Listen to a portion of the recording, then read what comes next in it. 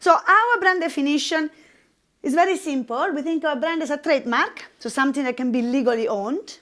It can be a logo, a font, a color, a noise sometimes, right? The Harley Davidson potato, they call it, right? That's also been trademarked. That is legally owned, trademarked. Okay, it's yours. Nobody else can use it until it pays you the right for that exclusivity of that trademark.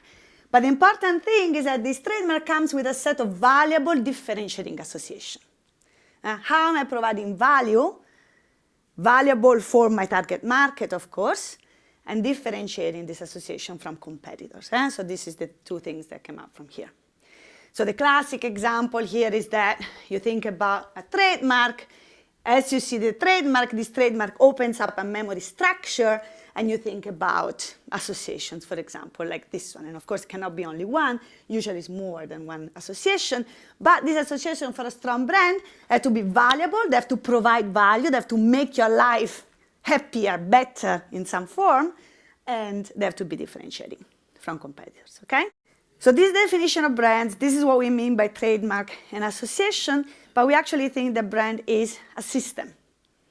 It's not just something that, first of all, is only in the marketing department, done only by certain people, and is only in the mind of the consumers, or is only a differentiation aspect. It's really a system, it's really a way of thinking. And we think that this system or way of thinking is captured by this framework. So this framework, we base all the course on this framework and all our idea of branding on this framework. But you see it has 4 elements, but more importantly as this kind of 4 cross-element sections, okay? One is this customer insight. You see this vertical one here. And the other one is the managerial insight.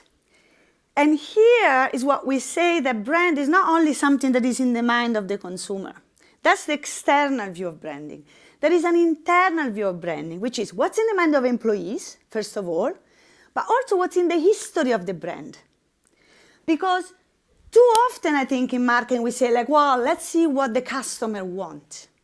Follow the customer around. And what we are saying is, like, up to a point.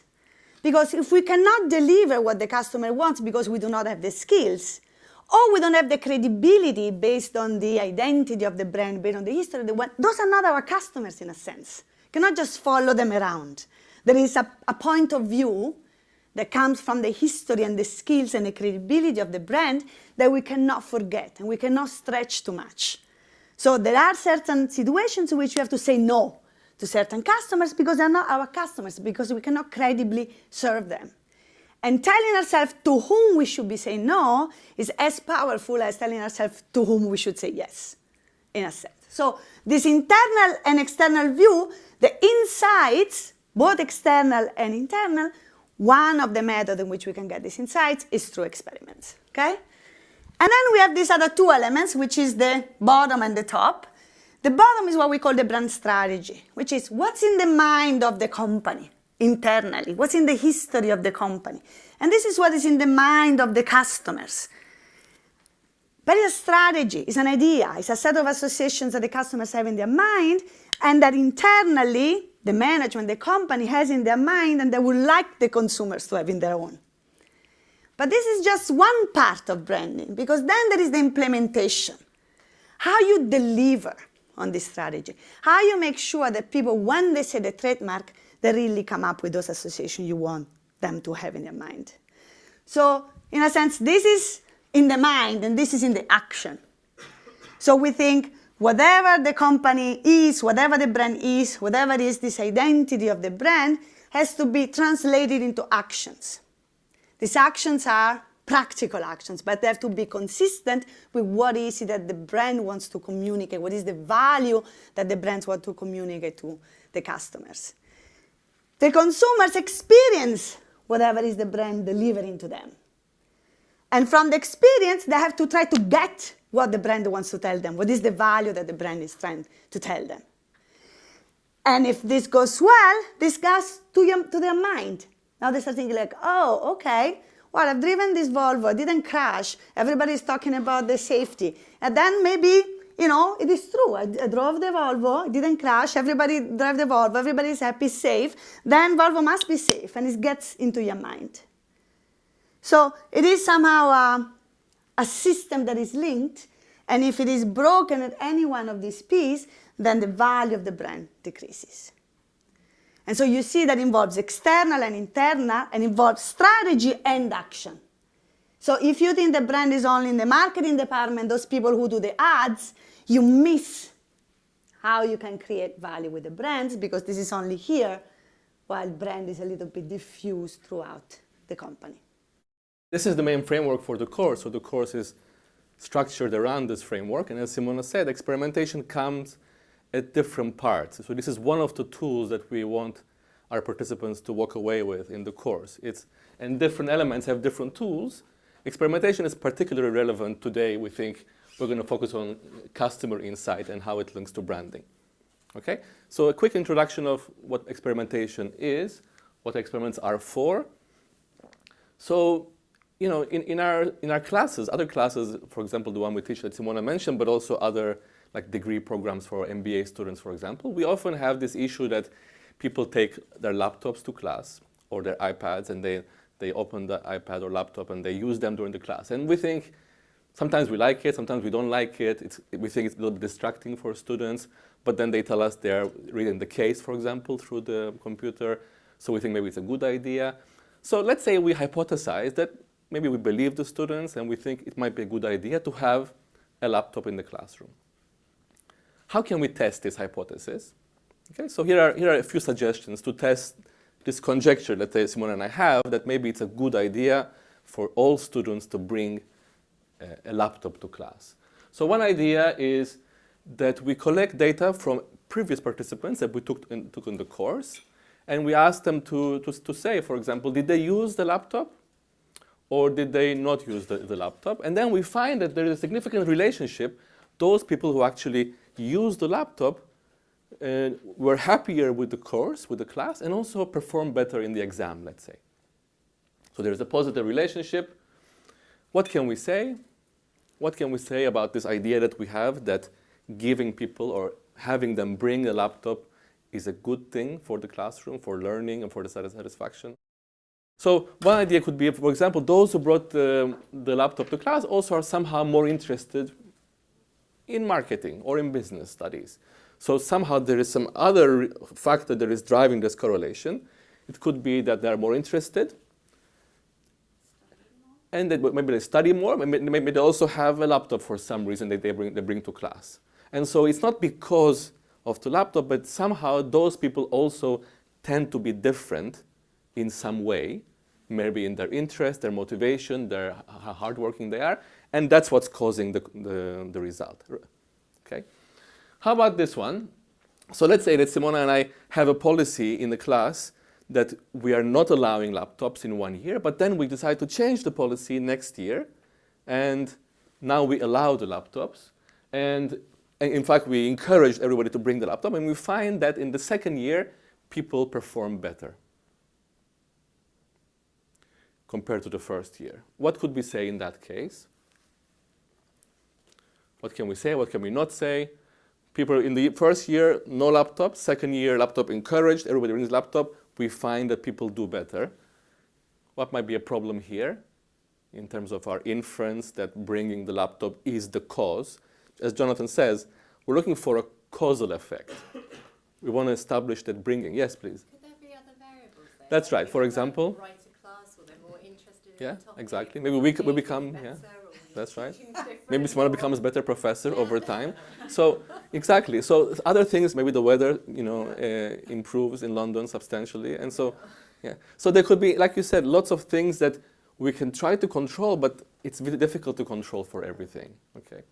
So experiments are exactly used for that purpose. We want to control for other variables that might be causing the correlation that Jonathan talked about, but are not really the causally responsible factor, or other things that change during time. Okay, so how would that work? I would take all of you, and then I would randomly assign to, let's say, 2 different conditions. One condition would have a classroom with the same professor, same classroom, same weather, everything, but with a laptop. and one condition without the laptop. And then we could compare. So random assignment of students to receive the treatment or not receive the treatment, and then conduct a statistical test to see whether after the random assignment, people in the laptop condition perform better. The key thing here actually is this word here, random, because what this does is it eliminates differences that might exist between people, between the two groups, in terms of how motivated they are, how interested they are in marketing, business, HR.